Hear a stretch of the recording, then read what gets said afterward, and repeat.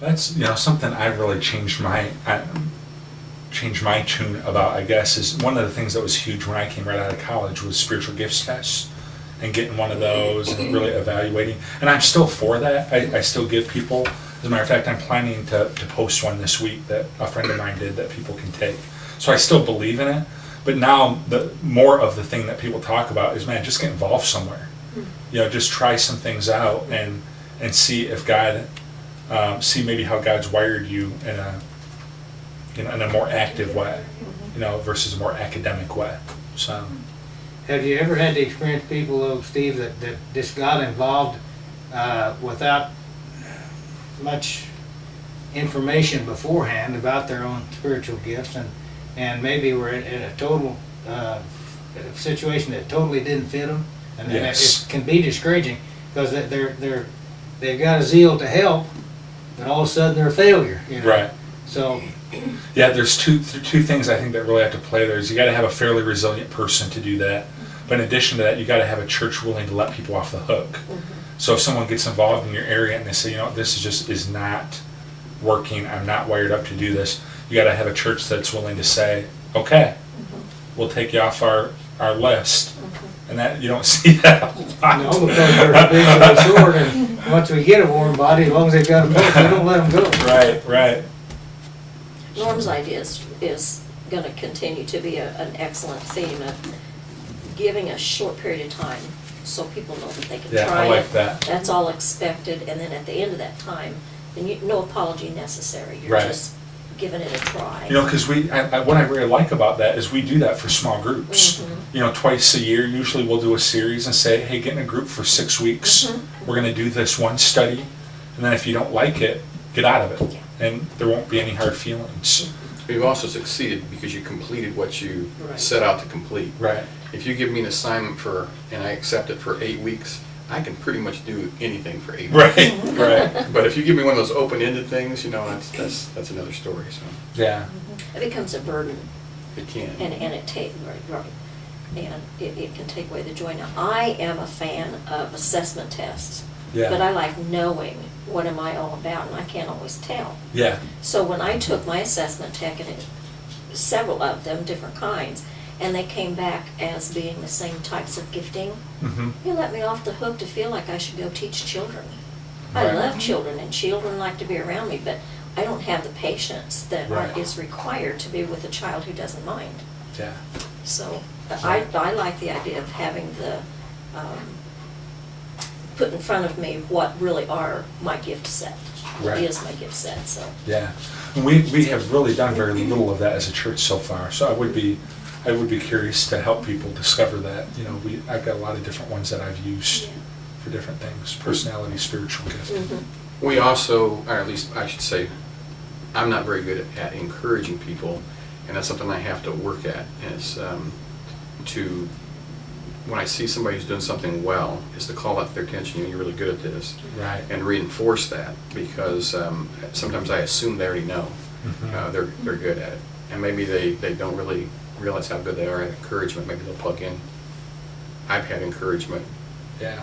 and it does make a difference. Oh, it makes a huge difference. That's a really good point. I mean, when someone points out a gift that you have, Look what that you hold on to it teacher forever. did for you, or that person that told Right. you that you seem to be a Right. public speaker. Right. Yeah. Here we have you today. Right. I mean, it makes a huge difference, and I don't do enough either. That's encouragement, not flattery. Right. I've had people say, "Oh, you didn't really, you sang that really well," and I know better. You really should encourage people to do that, because you might find them singing. Right. Yeah. I mean, It has to be truthful. it has to be true. Right. That's right. Right. Yeah, I wonder what that would look like to do more. I know churches that essentially recruit every year for all of their ministries and all of their small groups. And in the fall, that's kind of what they do. All right, get into a small group, get into a ministry, and we're going to do it every year at the same time. Fill every role again, every year. But so I wonder what it would look like to implement your idea, of giving people a finite time. If we would we every so often kind of clear the decks and re-enroll type of thing, or Teresa, my wife, was asked to substitute teach for a lady one time just for the summer, and she really enjoyed it. the lady really enjoyed the break, and they wound up just doing that for years. You know, where the other person taught for 9 months, my wife taught 3. The other person knew that they had 3 months coming every year, that they didn't have to worry about it. They had a responsible person who's going to take it over, and that worked really well. And then they could commit to a long period of time, Right. because they also had the break in it. Right. Yeah, yeah. Yeah, I've often wondered how that works for that church that I know of that does this. You know, if they find the same people in those roles every year, and it is essentially just a way of telling your new people, hey, it's only a year, you know, and then once they get them in there, it ends up that they're there for long periods of time, or if it actually is a clearing of the deck and a re-recruiting every fall. Northwest used to do what they called a talent survey sheet during Stewardship Month. Okay. And along with giving, it was giving of your time as well, and your gifting. And had a form that everybody was supposed to fill out. It always identified a few people that were willing to plug in from that point on somewhere, but I don't know that it was probably wasn't 50% successful, was it?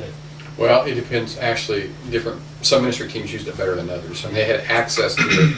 I don't know if that worked real well or not, but it did provide an opportunity for people to assess themselves and see the ministries that were available to them. That was beneficial. And then if you're a ministry team leader and you had a host plug, then you knew people who at least were interested. So I think it could have been used more effectively than it was, personally. Yeah. And mentoring for those positions is a good idea too, because some people don't have the experience, but everybody should have opportunity Yeah. to have the experience. That's a So- really good point. And if you said, would you like to do one of these things or be trained, and where they could mark that, because a lot of people Right. would be willing to help and not till, That's right. you know. Right. Right. They don't want to be responsible, but they'll be willing to help. Yeah. Right. Mhm.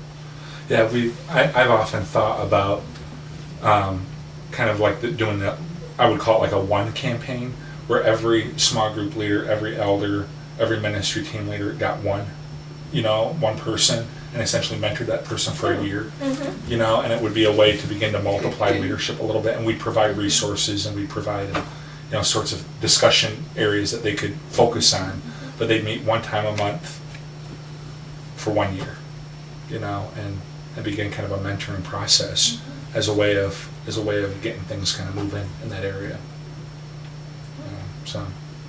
Have you guys ever seen a time, Paul talks about God arranges the parts of the body, and I really believe that he does. Have you ever personally experienced that, where you felt, boy, God had me here in this place at this time for this reason, and it was very, very clear for you that was happening? I've had that experience one time. I don't know how many years I was chairman of the congregation, but most of those years, it always felt like, well, here's a need, here's an interest, and maybe some gifts, and they fit together okay. But there was 1 year where things were going on in the church where you just felt the Holy Spirit says, you need to be here. This is where you need to be. And interestingly, I was not a current elder at the time, and the process was I always had current elders serve that way, but circumstances came about that were not normal, and I wound up being chairman. And so that kind of validated for me that this 1 year, this is where I really belonged. I really was supposed to be there. Now, other times it fits okay, but I had 1 year where I specifically felt like I was the person who was supposed to be there.